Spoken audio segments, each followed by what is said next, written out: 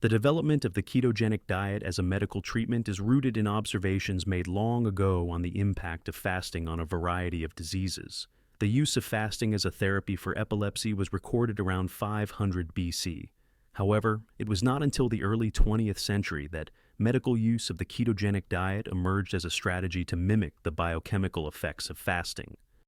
In 1921, Dr. Raul Guillain presented evidence at an American Medical Association meeting that fasting reduced seizure frequency.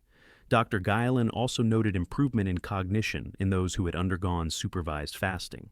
At roughly the same time, Rollin Woodyard observed the presence of ketone bodies were produced by the liver in otherwise healthy people when they were starved, or if they consumed a very low-carbohydrate, high-fat diet.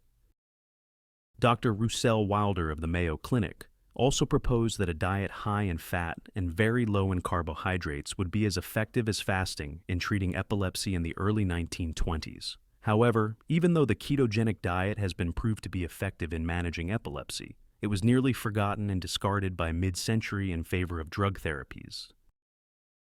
Despite this near-total abandonment by most of the medical community, the diet continued to be implemented at Johns Hopkins Hospital. The revival of the ketogenic diet happened around the 1990s, when a young child with a history of failed pharmaceutical interventions was brought to Johns Hopkins and became seizure-free after adopting a ketogenic diet.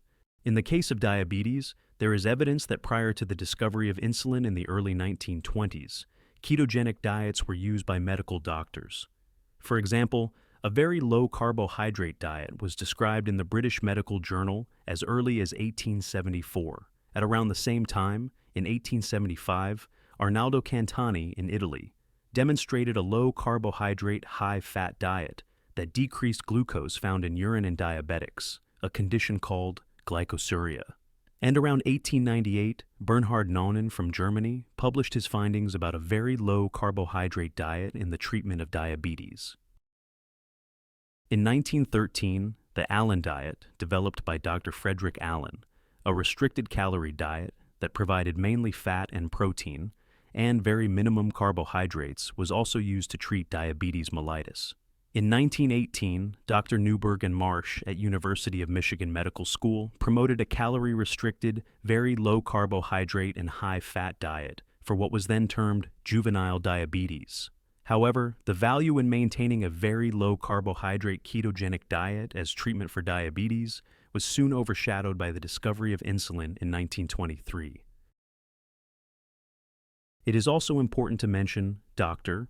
Robert Atkins, who published the Atkins diet in the 1970s. The Atkins diet also advocates for low carbohydrates intake, but can be high in protein, which may not necessarily induce ketosis. This diet didn't gain popularity until around the 1990s.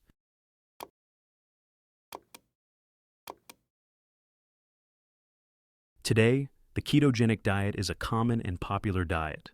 When medically supervised, the ketogenic diet therapy has been accepted as an evidence-based therapy for epilepsy, diabetes, and holds promising beneficial effects for neurodegenerative diseases, metabolic disorders, mental health illnesses, or even certain cancers.